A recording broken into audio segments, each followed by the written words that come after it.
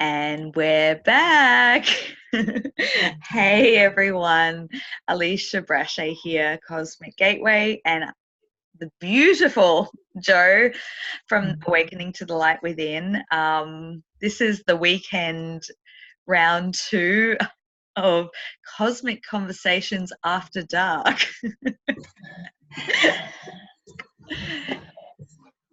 It's raw, it's real, and we are living in some magnificent times. So, Jo, thank you again. Thank you. Wouldn't it be just awesome if we literally could have the capacity? And who knows, maybe we will. But I was thinking about this today. It's like we've done a Saturday and Sunday. Wouldn't it be cool to do weekends? Just Q&A. Yeah, just like a weekend, just shifting through whatever's going on for the week. And I really like this kind of. Thank you everyone who's written some really, really great questions, and we're going to go through them and it's great topic, some great topics to expand on. So yeah, who knows where we might go with this. This is kind of fun. So maybe shall we just dive right into the questions to start off with? And I know then we wanted to hit on some other topics. I'm just going to bring my phone up. But as I do that, Jo, anything you want to share? I think the one thing I'd like to say is that yesterday, and Alisha and I had a conversation about this, and we did say actually it's really good that we kind of ended on the whole how phenomenal and what a wonderful time we're living in, because there's so many people that have been going through a lot of shit. And yesterday when we shared all of that, there was a lot of heavy stuff, and there's a lot of people going through heavy stuff, but actually there's fun and love and laughter and high vibe and high frequency, and this stuff is, it's an amazing thing that we're doing. So it's really nice to come in to do another one without feeling like the of what we'd been through as well. Yeah, it kind of, I was kind of like, was that therapy yesterday? I'm speaking for myself here, but yeah, I kind of watched a little bit back, and I could actually feel my own energy, and I was like, oh, I'm normally quite conscious of when I'm recording but it had to go out, and I was aware of that. So hence round 2, when I come back, bring some high vibe, bring some laughter. And just show you that it's not all doom and gloom. You can do this, people. There's fun too. There really is. And just even though, not to touch on, if you didn't watch yesterday's and you want to look at some of the heavier stuff that we've discussed, go back and watch yesterday's. But in amongst all that, literally there is such magic, there is such miracles, there is just beauty beyond. So it's like there is this light that's kind of emanating or pushing through or pushing, I don't get a visual, but there is this higher timeline that it's like we're reaching for, being pushed towards as we go through the gunk. And so it is worth it, because I don't know, I know not just me, but many people can start to see the beauty coming in. And that's why we're going through some of the heavier yuck. And it gets easier, for people that are just starting, and sometimes, oh my goodness, those dark places can feel like they last a really long time. It genuinely gets easier and quicker. The shifts come, and sometimes they might be a bit gunkier, or might be a bit more like, what the fuck? But generally, as a rule of thumb, as your timelines change, the time it takes you to get through them is much quicker, and then the light and the frequency at the end of it is just phenomenal. So yeah, absolutely. So let's just dive into the questions, shall we? So the first question that's sitting at the top is from Kathy. Hi, Kathy. Big shout out and love to you. And just a shout out, Kathy has her page, which is Blue Butterfly, I believe. She's based in the UK. And so big love and shout out to you. So her question is, those others who are waking up, how to assist as some are struggling to accept.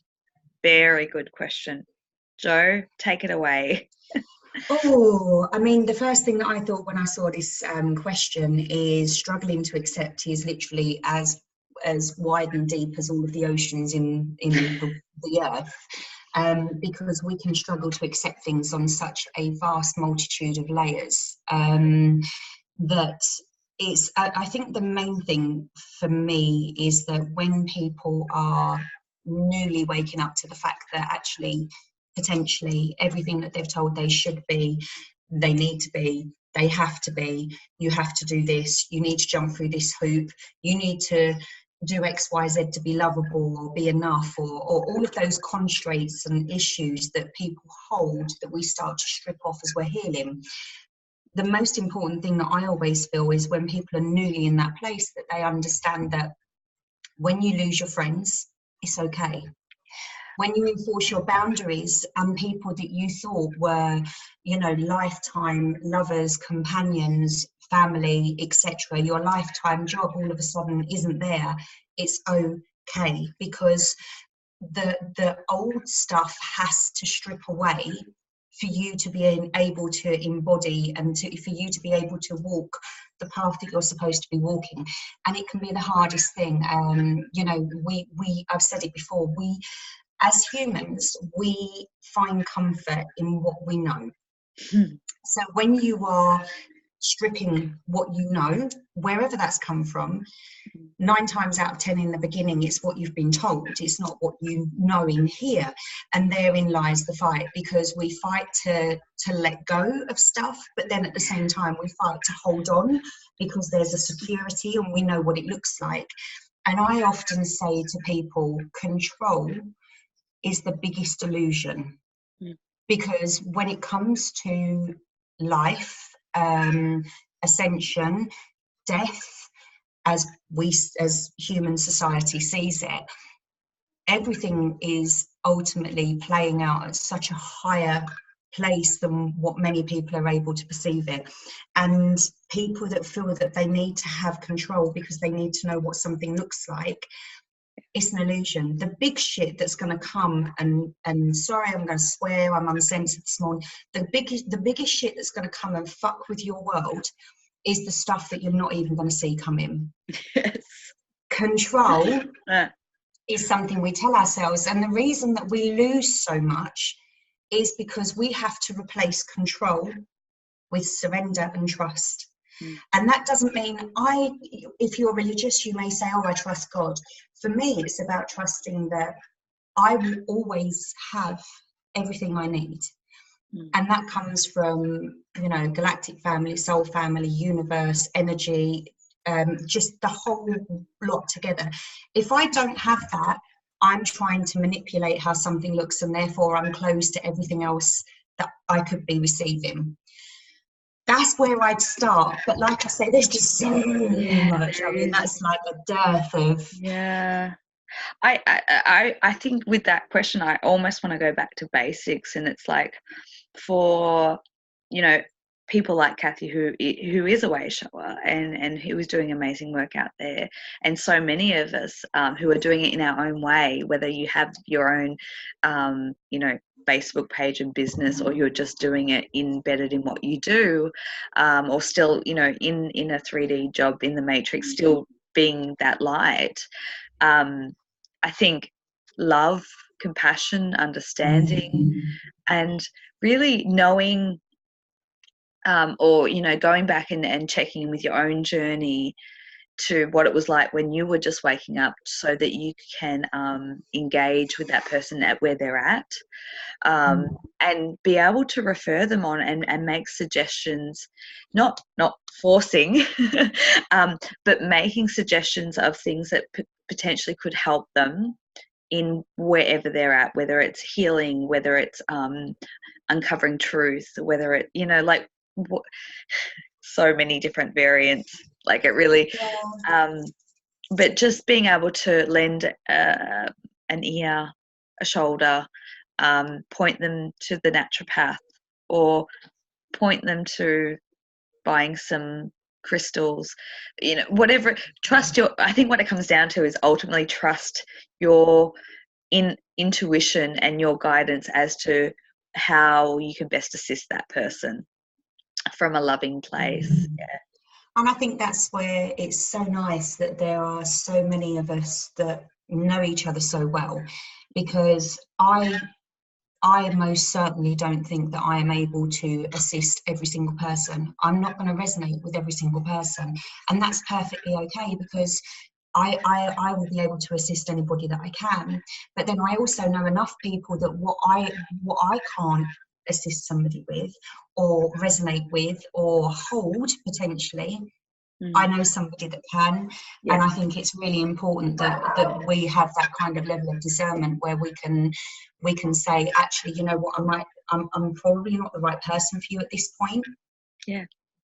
Yeah, absolutely. And I think it's built, obviously, we've got our light workers Porter Duty program where we build that community and network, and keep an eye and ear out for that, because we will be bringing that back in 2020, bigger, better. It's all in the pipeline, but that part of that was to build this community of these different types of way showers and healers and innovators, so that we can have this network for the people to find the right people. That was always the concept behind it.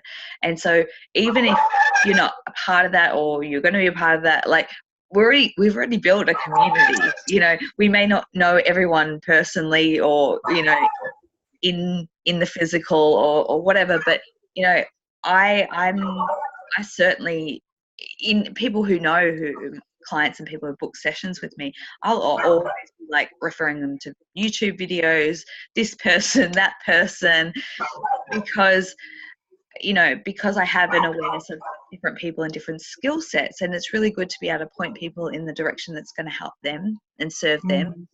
So I guess that's just another thing that comes to mind. Hi, Dave. So I've got the door closed, and I'm contemplating whether or not I need to actually put him in the house, because I don't know that he's going to stop. He's outside and he's got the hump. Bless him. Maybe we might. Oh, you do what you need to do, and I can keep moving on. I think. Okay. Thank you for that question. I'll be 2 minutes. Yeah, sure.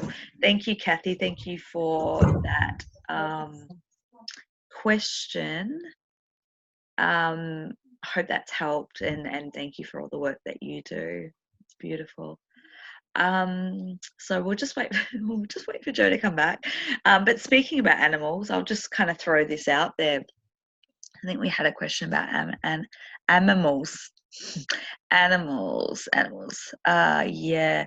So one observation that I have noticed is the sensitivity just increasing more and more. I know I did a video about this with Theo a couple of weeks ago, but our fur babies, our domestic pets, but all animals, like, there is just some really, I know one observation is foxes in my area. It just seems to be, I know there's a message to me with the fox, but the fact that I'm seeing foxes in broad daylight walking through my property is like crazy unheard of. They're walking in front of cars during, like, that's just, foxes are nocturnal, animals. So I was just doing a little filler in between. I thought we'd just jump onto animals because Dave made a good segue into it. But I know that I had Luna, so I have 2 huskies, Luna and Ari, and literally for almost about 48 hours I had Luna that was highly strung, hyperactive, just literally was trying to crawl over, which she does not do, like, and just almost like someone was having like a panic attack or anxiety, and this went on and on, just so much energy, climbing the walls literally. And I checked Schumann wasn't spiking, so I was checking all these things, and there wasn't anything that I could kind of pin it down to, and my intuition was kind of failing me, to be honest, until I thought, I think it's I think she's picking up on an energy that animals can tap into that perhaps humans can't, because I was noticing that she was doing that, and Ari was just and he's still here at my feet, conked out. It just and so yeah, really curious to hear about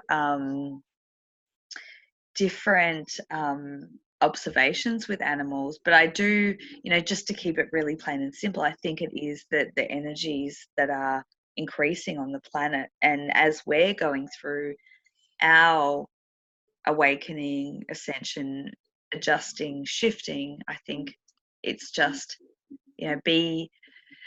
tune in with your animals and be sensitive to the fact that they're also going through adjustments. Jo, have you got anything to It's something. So what's just flown at me is that, when you look at different animals, I'm going to kind of go with the domestic animals at the moment, but I know that there are as you said, animals are so sensitive. They're so energy sensitive, and to stick with what you said, if we're going through these highs and lows of being whacked out, and they're going to be feeling it as well. Now, what effect that's having on them physically, who knows? But when you think about before these energies were as ramped up as they are right now, there's animals that can detect illness. There's animals that can detect a seizure before a seizure is going to come on, because they can actually smell or sense the physical changes in the bodies. So again, if you are going through an ascension, what just struck me is that there is a potential that your animal is able to sense these shifts and changes that's going on in you, and they can't work out what's going on, in addition to working their own way. So I think, as you said so beautifully, Alisha, just kind of have that compassion for them when they're going a bit crazy, that there'll probably be more behind it. Yeah, that's a really, really good point. And it goes back to like so many stories I've heard about friends who'd fallen pregnant, hadn't known, and the only thing that alerted them that their dog just was acting just completely out of character and silly. But it was the changes in the human, in their, in their owner, that's kind of sent them into different behaviors. And I think, yeah, very much if we're going through a shift, then our animals are going to be kind of mirroring that. So it's about, taking care of ourselves, but also taking care of them and finding that fine line. I'll just go to there was a question that we haven't addressed that was about animals. Just going to go, so from Dan. So thank you, Dan, for putting that question in. Are other conscious observers noticing their pets are aging quickly? That's a really interesting question.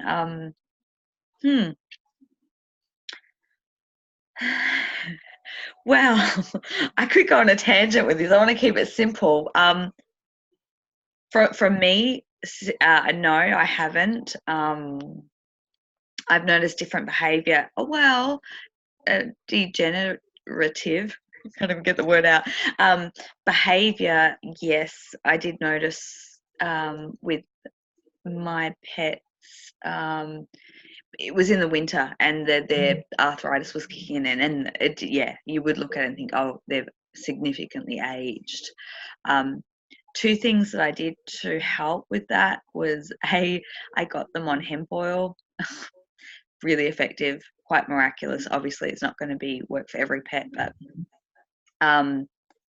after a week or two, actually, for one, it worked really well, and the other one seemed to not have any difference. So I guess there are remedies, like there is hemp oil. I know turmeric, and it depends on what aging ailments, but there are like natural remedies and things that you can look up online, and there are quite talented people who kind of do that type of work. But also it comes down to like the shifting of timelines. And if you go back to the video that I spoke on, that I did with Theodora, and I talked about this experience about healing and working with energy with my animals, and literally going from quite a critical condition to literally miraculous cure, not once but twice. It kind of goes into that energetic shifting of timelines. And without trying to get too complicated, Jo, can you Yeah, so I mean, when I looked at that question, I thought two things actually. The first thing I thought about is, well, yeah, I mean, there's the potentiality of timelines. I've had the same with Dave. He's only 10 months old. He had a little hop, and all of a sudden he has a very significant hop, which he's now having. He's got to have some x-rays for, because apparently his hips aren't so good, and this has happened in the space of a month. And he's only a little dog. He's had no issues, and part of me is like, oh, okay, well, this is interesting. We'll see where this lands, because that happened really, really quickly.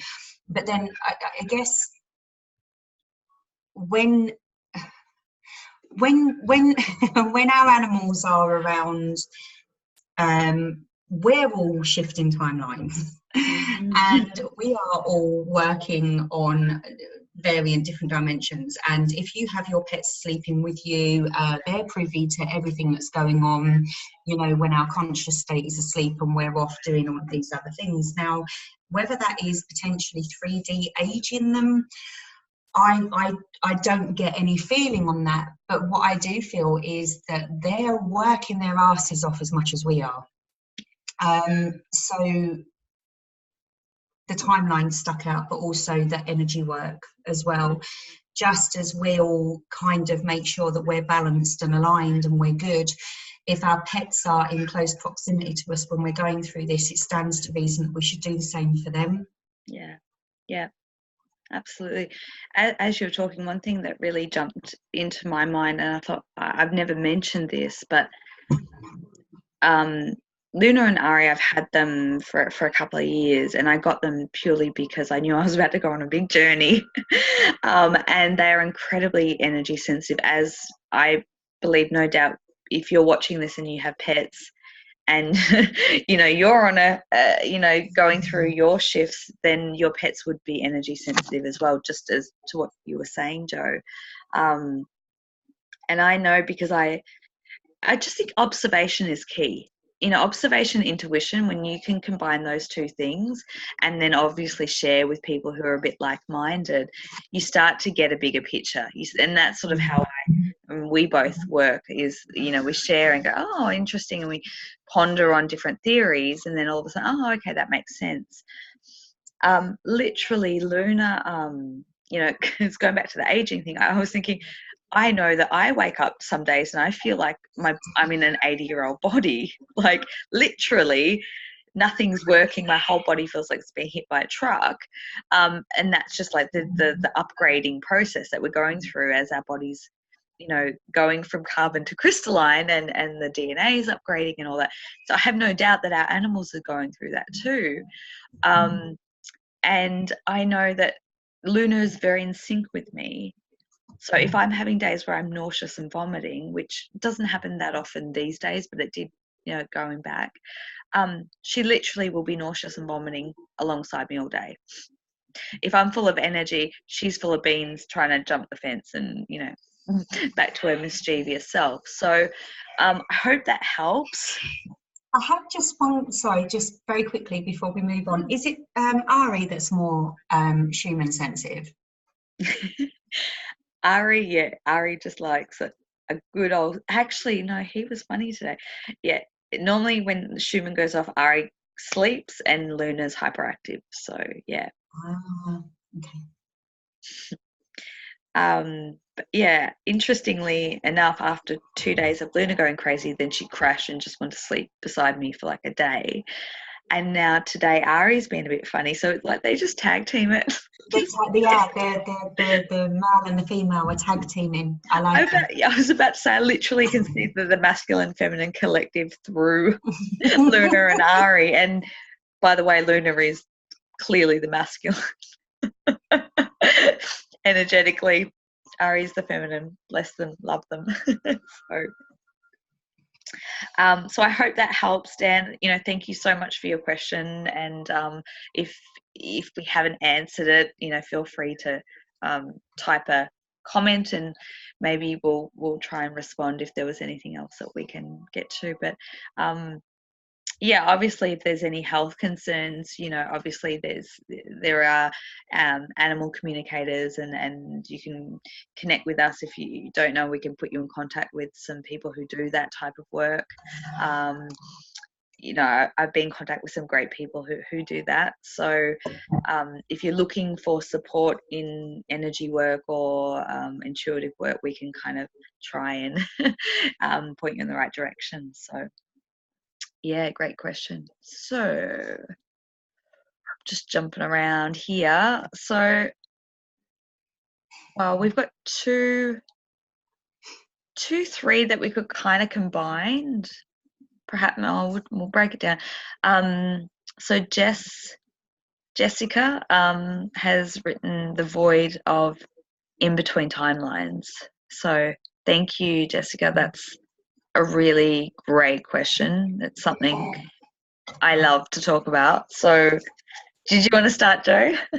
My whole demeanor's like this because I'm like, we're going down the rabbit hole. Yeah.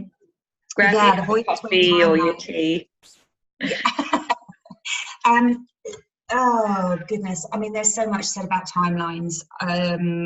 Ultimately, the void, as you've used the word void, I'm going to take that as you're talking about that kind of space where nothing feels like it's happening. Yeah, you're just kind of, you were here and then you were there. And for me, when I hit one of those voids, and this is just personal experience, I start to really piss myself off, because I go between being really, really, really excited because I can feel the new, and then being really, really, really pissed off and disappointed and I'm just because nothing's happening. And it's like there's this big push but it doesn't matter. If you push, you're not going anywhere. If you lay and sleep, you're not going anywhere. And I feel like personally those voids are almost that recalibration point. Yeah. You've been through, you've cleared, you've transmuted, you've shifted, you've gone, you've cleared, that part's done. And it's like a holding space where you can just be and readjust, reassimilate, regroup. And it's supposed to be that way because you're going to be flooded and you're going to get this new influx and all of this wonderfully beautiful stuff.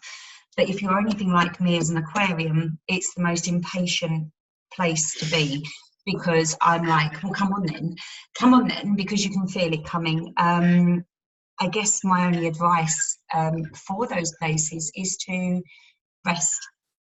Rest, have fun, laugh, engage with yourself, do some meditative practice if that's what you feel like. Go out and see friends, go for walks, spend that little bit of time instead of, and I need to take my own advice here, instead of being impatient about what I know is coming and waiting for it, just enjoy that lull, because that's that's really good advice. And maybe I might just back it up a bit, because I feel like perhaps some people would like a more detailed description of like timelines.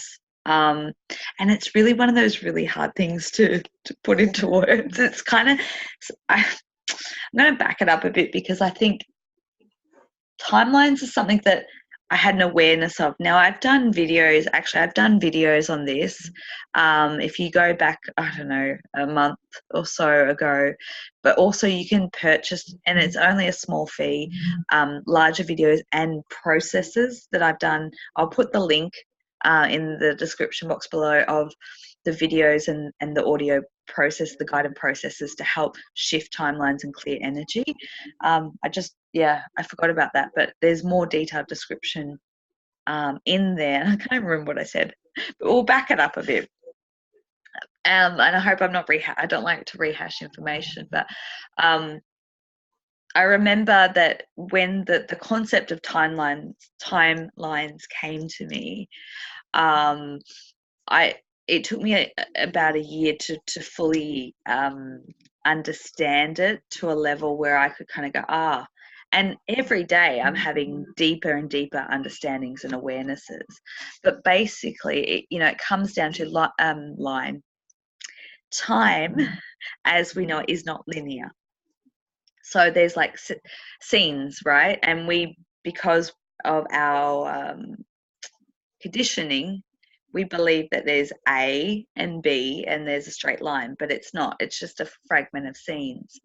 And I often put it in the sense of the way I see it is, if 3D is here and 5D is here, just for argument's sake, there's all these timelines in between, and we're constantly jumping individually and collectively. We're jumping timelines, which is just different versions of reality, literally.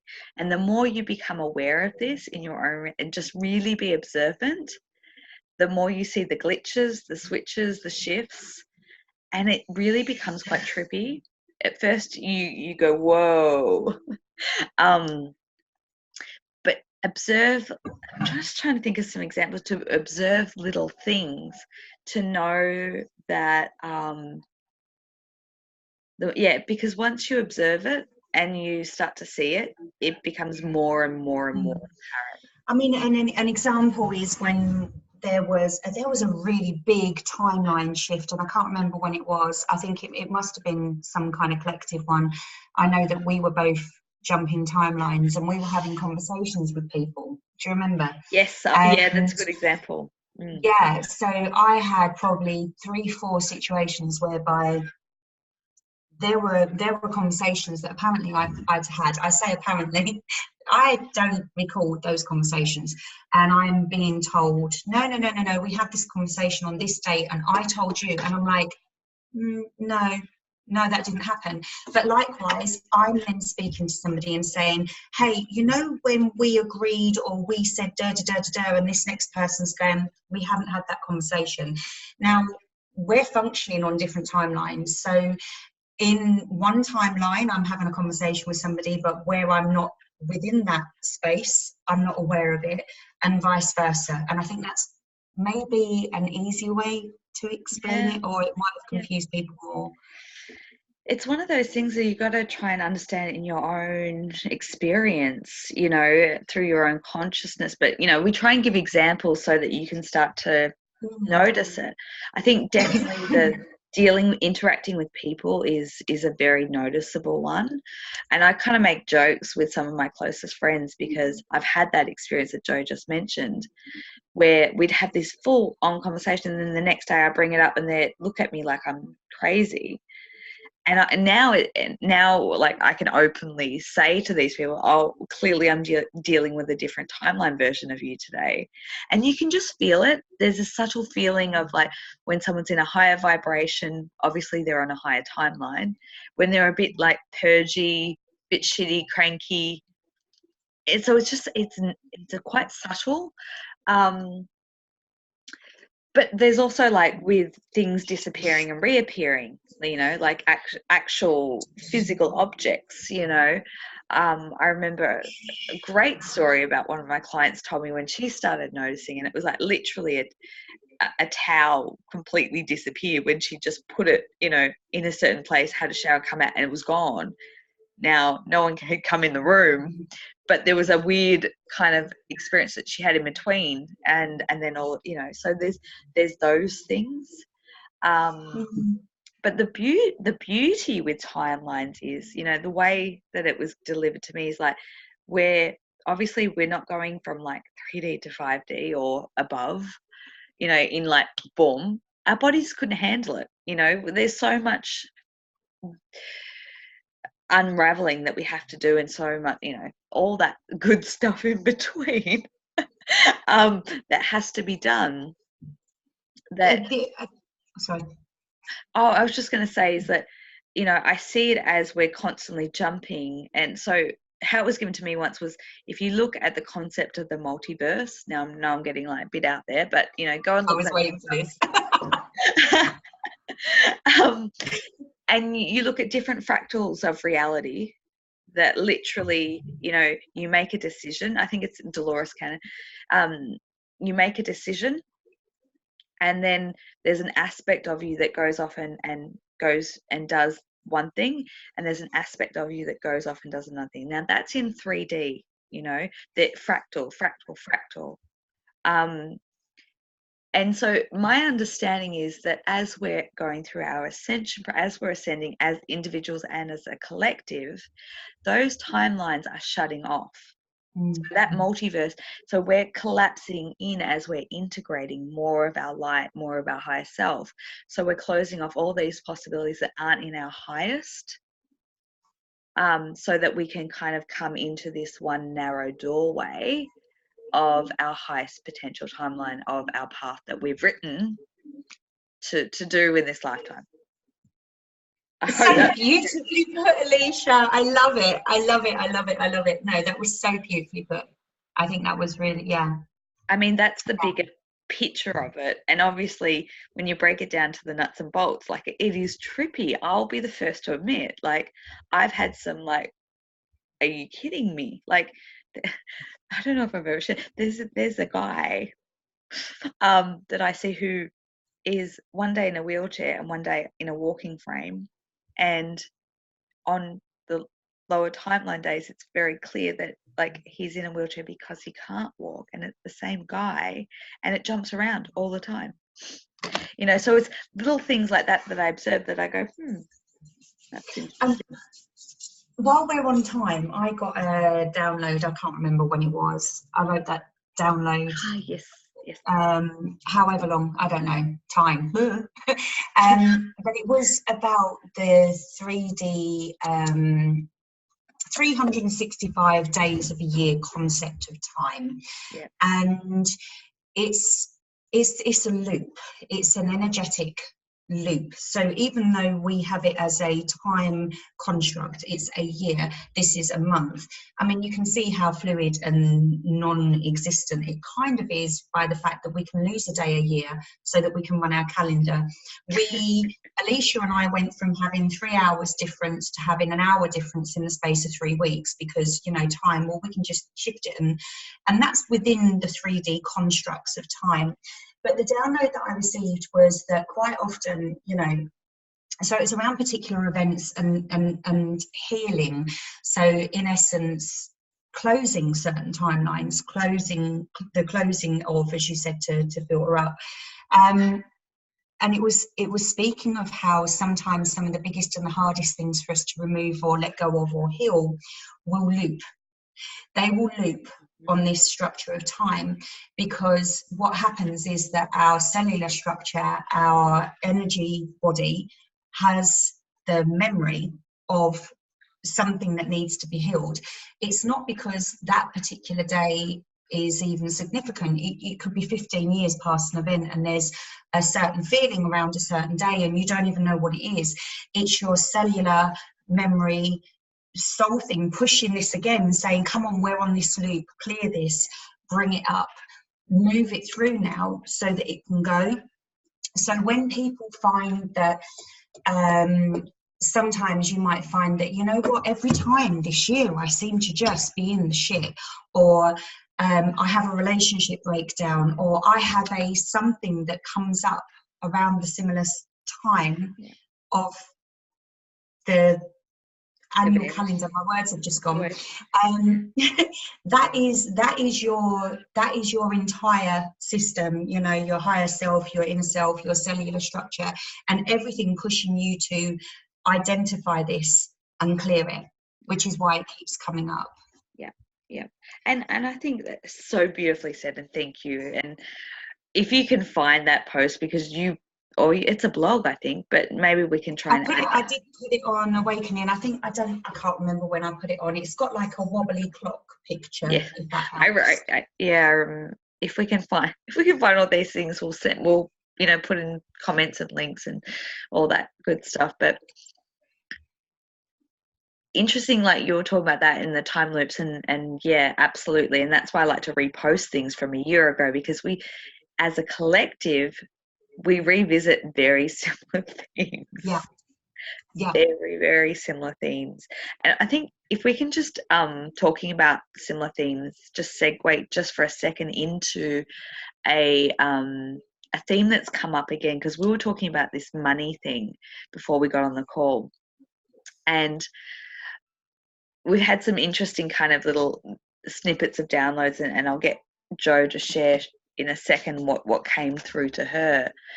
But I just want to share an experience that I had around 12 months ago, which was really interesting, because I think I had the intuitive heads up about attachment to money, and sometimes you have to like kind of go to 0 point or zero out to receive back in, you know, letting go of the old. And I won't go much into that, but literally this happened to me almost a year ago, where I checked my bank account and there was like 0, and I was like, oh.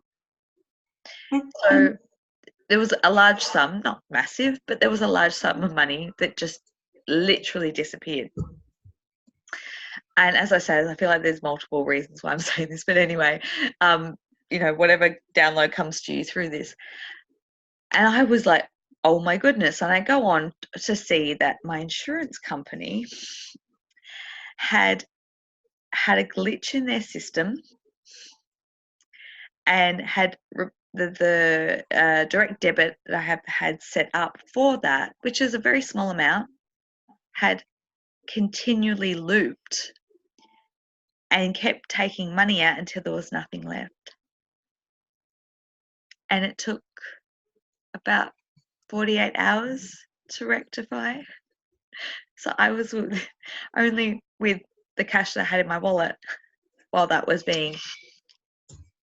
And the thing is, not many of us, I mean, we don't carry, well, some people might go, Jo, that's not true, I carry cash. But I know that a vast majority of people, you know, you don't even need to type your PIN in these days. If it's under 30 quid, you just tap it, you know.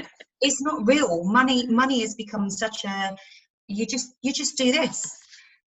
I mean, some people don't even carry a card. They just do this. Right. With their phone.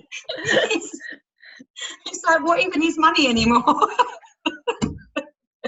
A tap of an app. Tap and go, yeah. Yeah, exactly. But no, I got so I have a little nest egg. It's not a big nest egg by any stretch of the imagination. And I was sitting in the bath. I was just about to massively overshare, and I'm going to anyway, just in case anyone wants to laugh. Normally, I get what I call an epiphany rather than an epiphany. It's an epiphany, because often my best moments come to me when I'm on the toilet. I do too. Something about showers and toilets. But this wasn't. This was in the bath, and I received. It was really interesting. I listen to Spotify when I'm in the bath. I have a sing, because, you know, I'm actually a songstress superstar in my other life. And I was singing away, and this information just came to me, and it says, that's old life money. Yeah. You need to release. You need to be prepared to let the old life stuff go, so that the new stuff can come in. And I thought, ooh.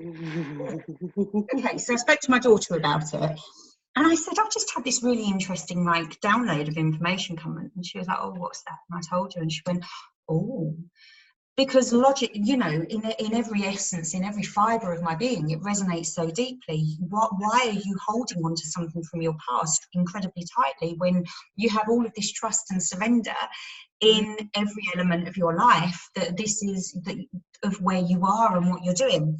So I went to a spiritual fair yesterday, which is local to us, and there's always a lady that does, interestingly enough, Louise Hay stuff, which is affirmations, manifestation, the secret, etc. And she always gives out cards, and I received this. I am becoming more aware of my, what does that one say? I'm trying to read it backwards. Of my feelings about money. Yeah. And I thought, oh, okay. So I guess that would lead us on to affirmations, manifestation. Yes. actually. Abundance, your consciousness, what you want to bring in. For me, I feel safe, I feel secure. However, I have just become aware that even though I trust that everything is always supplied for, it's very easy to trust that if I feel like if everything went wrong, I've got my little nest egg. The whole concept of manifesting. And I'll just interject. Thank you, Lisa, for your question about manifesting. Yeah, thank you, Lisa. I do have this written on my little list. Thank you, Lisa, because it segues in beautifully. We are told, on the one hand, dependent on your teachings, where you're looking for information from, we are told that if you want it, you have to live like you have it. Well, that's all very good and well if you are wanting to attract money and you are living on £100 or $100 a week. You can't live like you've already got it. If you want to attract love, are you supposed, and I think a lot of people get really, really, really confused in why they're not manifesting. And Alisha and I have spoken about this, and the difference is that everything is frequency. So let's take the thought process away. Let's take the feeling process away. The universe responds to frequency and frequency alone. If you are emitting a frequency of lack, distrust, any of those kind of things, you're going to be given more of that so that you can identify it and clear it. And it's only through clearing these things that we can genuinely feel we have it. So as an example, if I was the universe and Alisha was Alisha, and I can hear all of her thoughts, feelings, frequencies, everything she's transmitting to me, and basically she's sitting there and she's going, I love money, I'm deserving of money, I am money. But subliminally, she's thinking, oh shit, I've got to pay this bill. God, I hate money. Money rules my life. I wish I had more money. I'm not going to go, oh, you really like money. Let me give you more. Because her underlying feeling is, it doesn't matter how many times she says, I love money. I've got tons of money. If she genuinely is dreading money, she's dreading bills, she's fearing what's happening, that's what's picked up on. So it's more about the clearing. Yeah. Would you? Massively. And I often think about this, and I'm just going to go on a bit of a tangent. And I actually, one night, remind me, my very first job when I was like 14 was at McDonald's. Yes, it was. Not giving them a plug, but just saying. And the reason that I say that, I'm going to go on a tangent, but it's funny. The reason that I say that is because when I was working there, I was starting to tap into a lot of my gifts, and I was starting to learn about things like manifestation. And I look back then and I look at now. And the difference is that back in my more 3D existence, let's just say, I was like an epic manifester. Like, literally, I could, the first time I learned how to manifest, like a concept of how to learn to manifest, I can say this because I won't say that. I literally did this process. I won't say it because I don't endorse it, but I did this process, and it was a guy that I liked, and I wanted him to come through my work at 8:30. I was very specific, at 8:30 p.m. Anyway, I'm there, this car rolls through, I look into the car, wasn't paying attention, all of a sudden I look up and it is that person, and I just happened to glance over at the clock, and the clock clicked 8:30, and I was just sat there like, whoa, what just happened? So that's one of many examples, right? I'm not endorsing this. I just sharing. There's going to be so many people messaging you now, Alisha, going, holy shit, how did you do that? I want that. But I think when, prior to, not an awakening, because I would consider myself someone who was awake my whole life, but prior to my ascension point, very different, very, very different. I could do that. I could manifest money. I could manifest a job, but, I got good at that. And I think the difference is that when you start to go, on your ascension path and going back to the timelines and all that, at least from my own experience, and you know where I'm going with this, I think it's really important to, at least from my own experience, is the ability to manifest, and I say in inverted commas because manifesting in the way that we've known it doesn't really exist in that construct anymore. It really doesn't. And, you know, there may be people out there that still can, but truly, when I hit my ascension point, I felt that my abilities to manifest were taken away and I got stripped back to absolutely nothing. And I know my story is not a solo one. That ability was because I was being called on my path of initiation. Yeah. And at that point, you get what you need, not what you think you want. Correct. And, you know, all the manifesting in the world was not going to bring me back my house or my money or my business or everything that I lost in that process, my job. But I had to clear way, like, and I say this wholeheartedly, if I hadn't have gone through all of that, I wouldn't be right here. It forced me into doing what I was here to do on the planet. Mm-hmm. If I had the ability to manifest a lot of money or the things that I had lost, I wouldn't be where I am right now, you know. And it was really about literally dumping the entire old life, money, people, you know, all that, to start to recreate at this higher level of consciousness. And I think that's what it's, you know, really about is,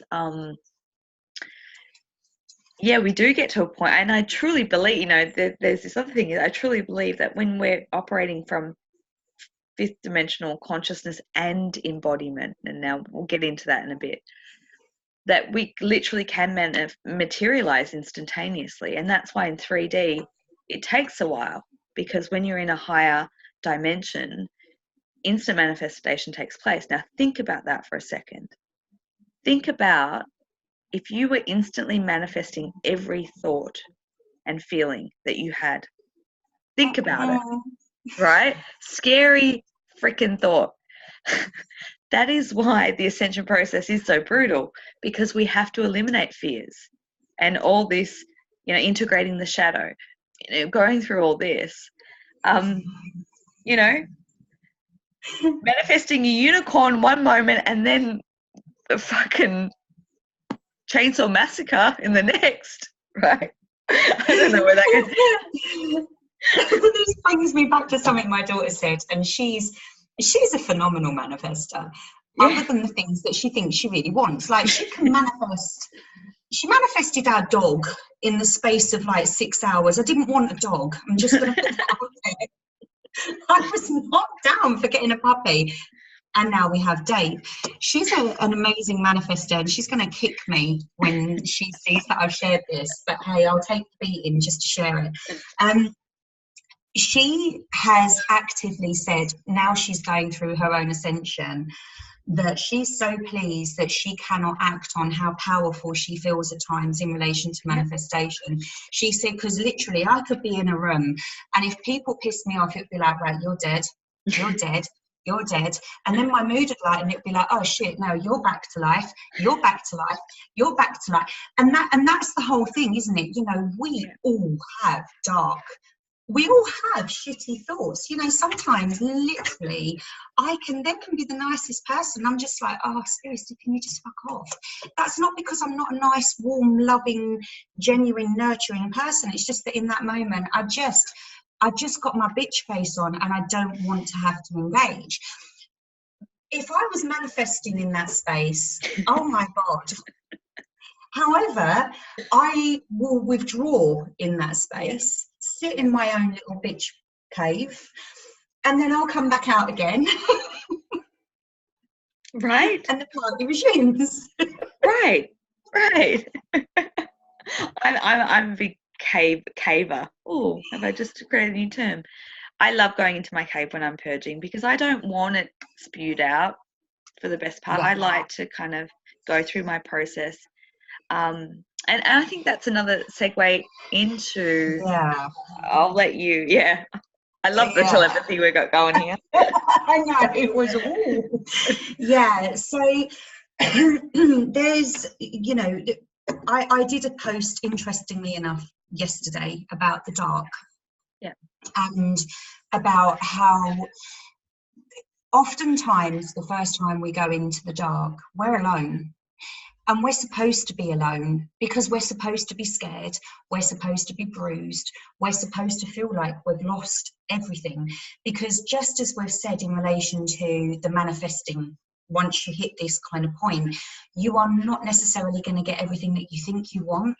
You're going to get what you need.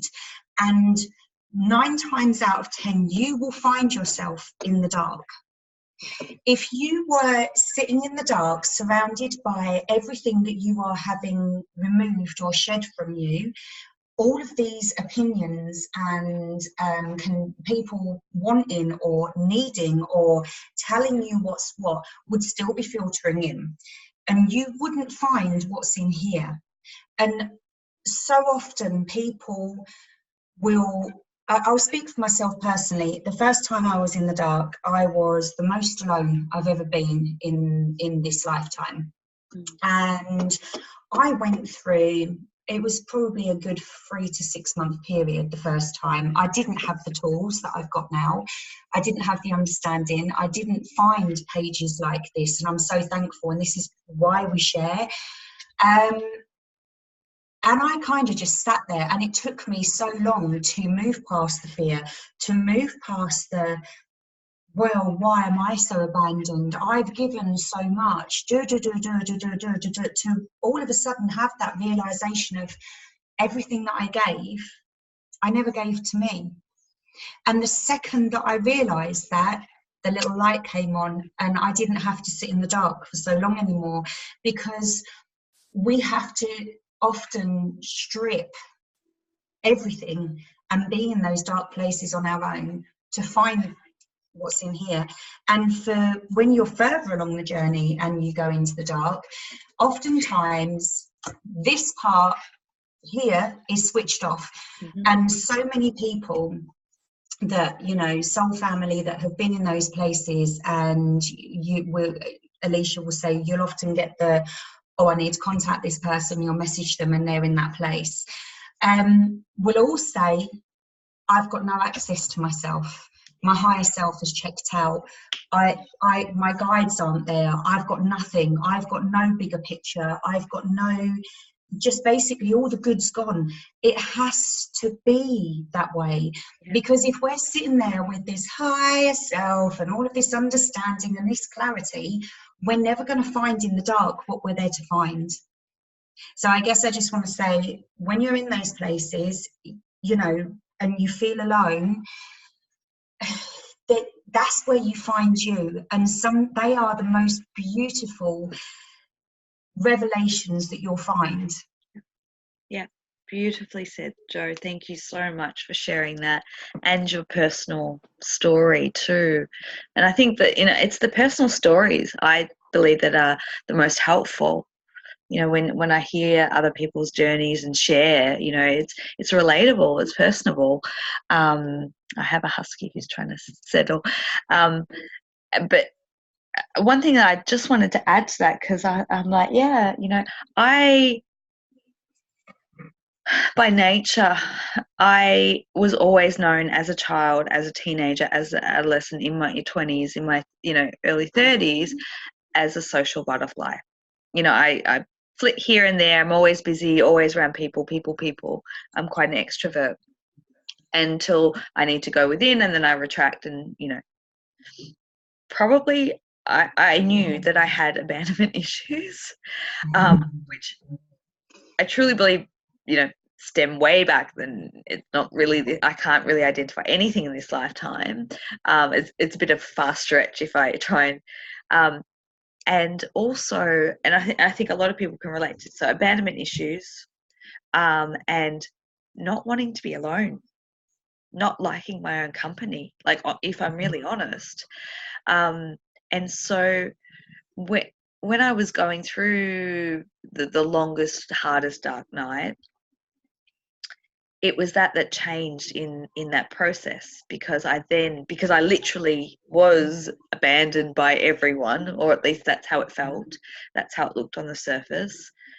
I started to enjoy my own space and my own company, and I realized that in that it was designed that way because I was starting to increase in my sensitivity, and my telepathy was switching on, and I was starting to feel everyone's opinions, subconscious conditioning, all that stuff was bombarding my energy field, and it was interfering with my process. So when I retracted and really got clear on connecting within myself and my own process, that was the most beautiful gift I could have ever had. And now I actually am someone who, I do enjoy my social time when I can connect with people, but if I can't connect with people, I much prefer to be on my own. And that's a massive 180. Massive. Yeah. And I can totally relate to that. You know, I've always been not necessarily the social butterfly, but I always feel like I have spent a lot of my life being the chameleon, because I've always been the one that will be able to adapt for any situation to make people happy. But the person that I was neglecting was me. So again, my lesson very different, but it was that understanding of, I didn't even know. I can remember at one point my mum saying to me, and I wanted to knock her teeth out, sorry mum. My mum saying to me, you need Love to you, just find Mum. what makes you happy. Yeah, love you mum. You need to just find what makes you happy. And I literally went, because and then once I'd got past the rage of, are you fucking kidding me? How insensitive are you? Why would you say this to me? I sat with that. And it was probably one of the most profound things she could have said to me, because when she said that to me, I thought, I don't even know me. I've spent my entire life wearing all these different hats and being all of these different versions for all these other people for external validation. How do I validate myself? What makes me happy? A crisis of self. Who am I? and that, you know, and from that, I, you know, that then shifted everything. Yeah. Because if we don't know ourselves, how can we honor ourselves? And how can we know ourselves if we're afraid to sit in the dark of ourselves? Yeah. Look, I know for those people who may be going through that or have gone through that, it's not easy, but God, it's worth it. Like, it's so. Oh my God, it really is. It really is. Yeah. So I know this has been. We've got 2 more questions, and then we can, I think. Look. So let's go on to. Yeah, I'm just making sure. Tracy. Hi, Tracy. Thank you for your question. Beautiful, beautiful question. So your question, Tracy's question is: feel like you're living in 5D, shifting timelines, and what's to come. Okay, so I'm going to try and answer this the best that I can. And I know that we kind of had a text exchange, so hopefully we've answered some of your timeline questions already. But your question has really jumped out at me as something, because I'm just pondering all the time, like just different theories, and I love it. You know, I really do love it. And one thing came to me, and if I can, I wrote an article about this. Not in this depth, but it's the very first article I ever wrote that was published on in5d.com, and it was a download that I had about comparing Ascension with ancient times in Egypt to current times in like what we're experiencing, and how very, very, very different the process is of initiation chambers compared to like losing your home and your money, you know, and that sort of thing, and the purpose of that. But I digress.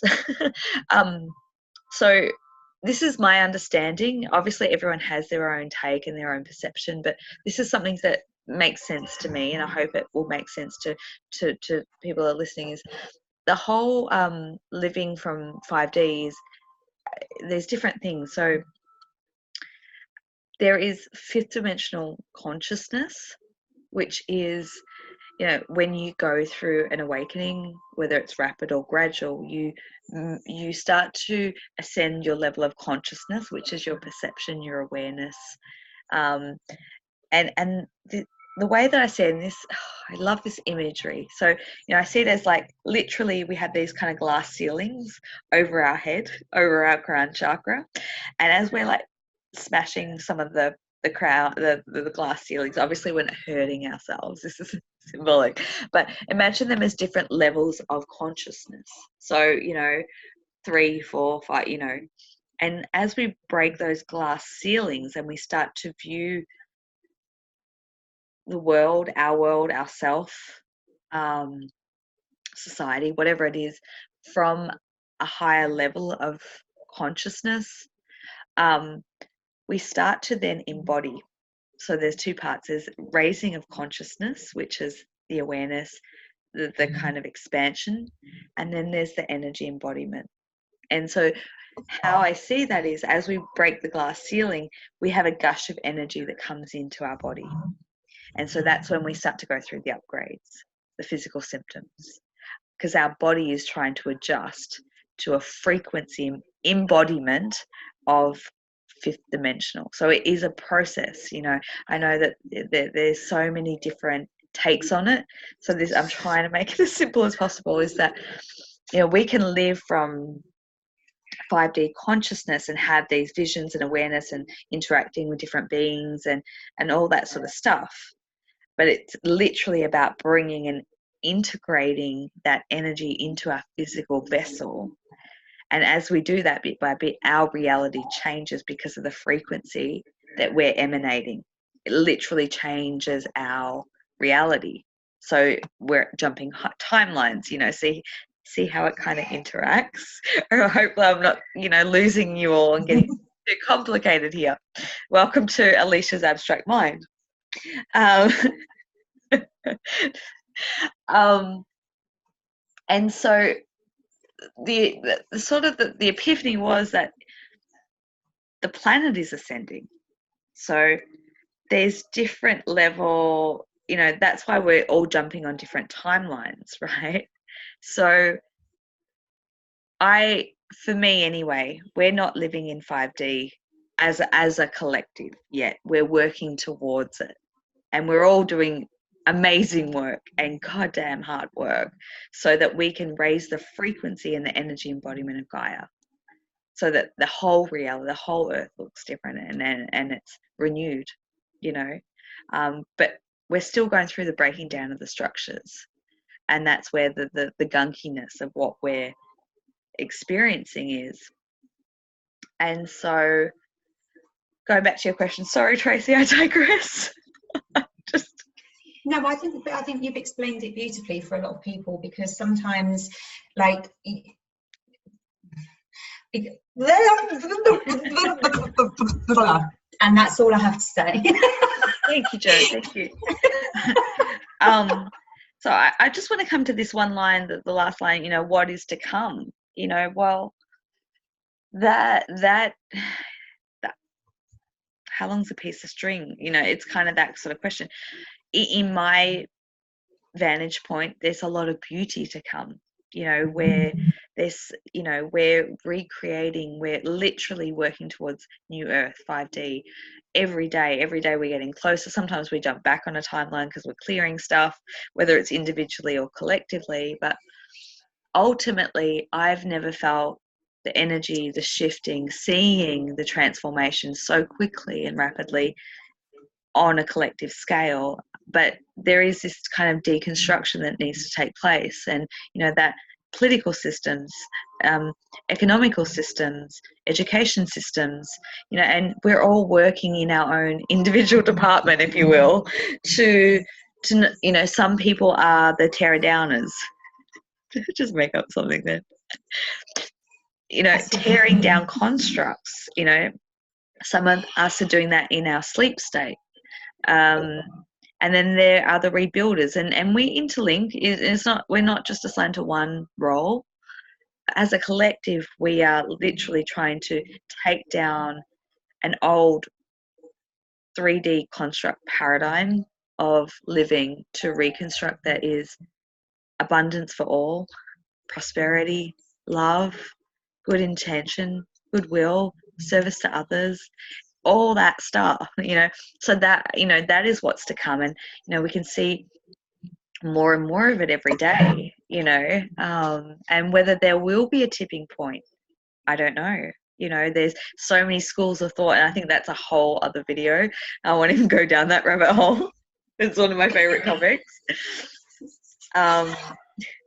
Go, Jo. I know you want to say something. Yeah, sorry, I have words back now. Sorry about my little interruption. I just feel like I need to say right now, for anybody, there can be people out there that are anchoring in real high frequencies into Gaia, and they can be just going about their daily business, not even aware, that that's what they're doing. And then there's other people, like you say, that are actively doing work in, different dimensional elements of deconstructing, reconstruction, reconstructing, etc. But the one thing that I do want to say is that if I can just ask anybody that's watching this video, please don't get sucked into fear. Because while all of this change is going on, the biggest restriction of humanity, of self, of higher self embodiment, of the evolutionary shift of, us being able to do and be all that we're able to do and be, has been fear.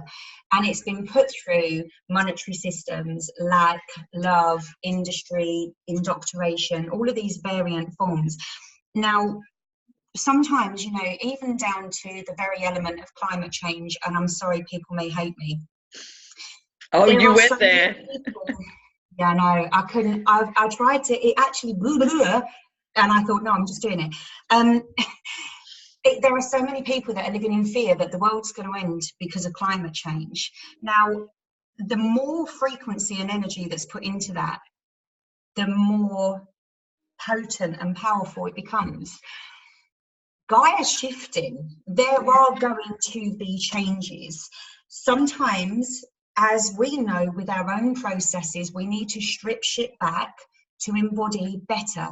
And I can't say 100%. People might be like, well, you don't know the world ain't going to change and because of climate change. Well, you know what? I don't.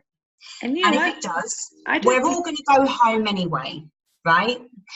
But I personally feel like with these massive shifts of change that we're going through and that the planet's embodying with the Schumann resonance and these incoming energies and all of this stuff, we have to trust and not get led into fear. Please. Yeah, beautifully said, Jo. Thank you. I just want to say, I was going to interrupt, but not one person on this planet, all galactics who aren't incarnate on this planet, which segue into the last question. I don't think anyone fully knows there are potential timelines, and we're constantly trying to readjust. I had this whole download once about how we had all these predictions from amazing prophets of the past, Nostradamus and Edgar Cayce and people like that predicted, World War III and all these things. And they were incredibly accurate to a certain time. Like all their predictions were like spot on up until maybe 10 years ago. Or, this is just ballpark. And I sat, as I do, a whole day pondering on why that was. And eventually it came to me, and it was like, because we have shifted timelines. That we have, as a collective, we've shifted so that narrative we don't have to live through that, because it isn't serving humanity's highest and best, and I do believe that we jumping these timelines have literally rerouted and navigated some catastrophes. Like, did I say that right? Catastrophes. Sorry, I'm on a roll. I'm like, and I not to say that Gaia herself won't, there won't be volcanic activity and earthquakes. We've seen a lot of that, but that is part of the shifting and the moving. And, if you trust into, where you're guided and led, then you will be, you know, in a safe place. I can't believe I just said that. If you trust and don't resist, and if you're guided to move, go on a vacation, go, you know, like, you will be exactly where you need to be. Exactly. I'm going to have to just pause this. Sorry about that, guys. We're back. Had to pause. Thought we had an emergency. All okay. I have no idea where we're at. We're on a roll, and yeah, I think we're at climate change, and you know, having just had that break, I'm very aware it's a very emotive subject, and please don't for 1 minute think I'm dismissing or saying climate change isn't a thing. It is. We're all aware of it. I think that, I guess what I'm saying is that if we feed into fear, that becomes more of our potentiality of that timeline. And I just try and have faith in our planet and what we're doing. Absolutely. And I kind of take this narrative to everything when you get about, you know, environmental or political or whatever, is, you know, sometimes there's such opposing camps, you know, and even I have my own strong opinions on certain things, you know, and I try and see it from the perspective of going to this timeline, you know, topic is, what if everyone's right? What if on one timeline climate change does exist?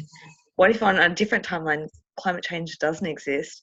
Who's to say that, you know, people aren't living on different timelines and interacting and having active arguments over, and I guess the really you know, good positive is that irrespective of the actuality of what is for any individual in any different scope, there's an awareness being made of how badly our planet has been treated. Right. And that in itself is a positive thing, moving forward in every capacity. Absolutely, absolutely. So moving right along, let's wrap this up, but we have one last question here, which is from Paul. So Paul has so his question or comment is, how come whenever I signal the mothership with my flashlight, it passes right by Earth? They always keep going. And just put in, if I can try and show that without, I don't know, you know, the name, but put in just this marvelous photo here. Oh, no, try again. Probably can't get it. There we are. Hopefully you can see that. Interesting photograph there, which is actually, I haven't looked at it close up. Phenomenal photo that you've, thank you, Paul. Well,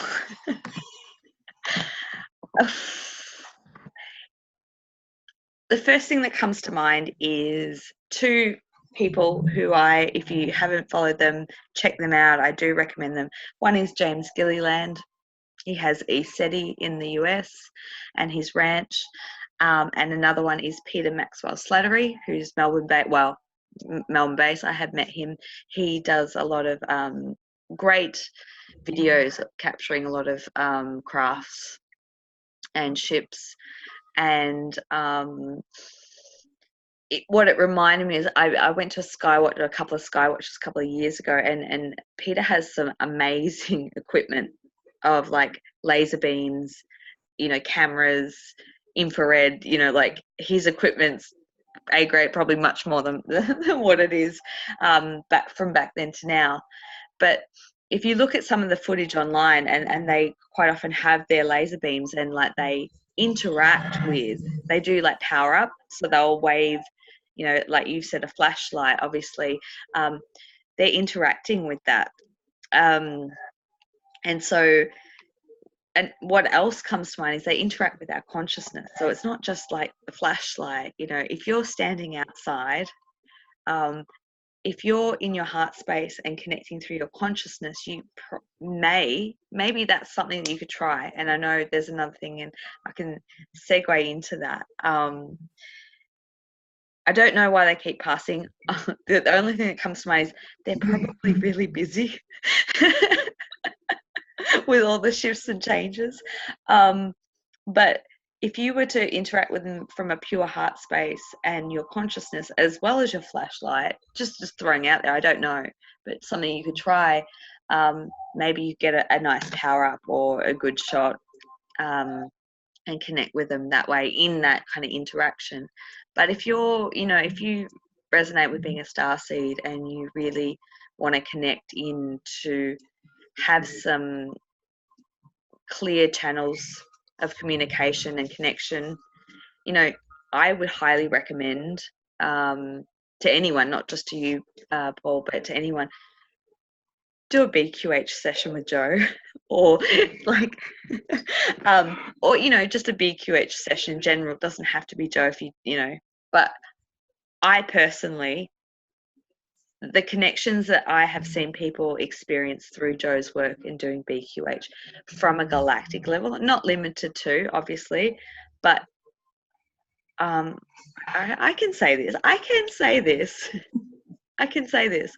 I have, sent referrals to Jo, and people who I wouldn't have even put like a starseed name next to them have had the most life transforming connections and profound changes in their life from the point of that session. So, Jo, I don't know if you want to add anything to that. Thank you.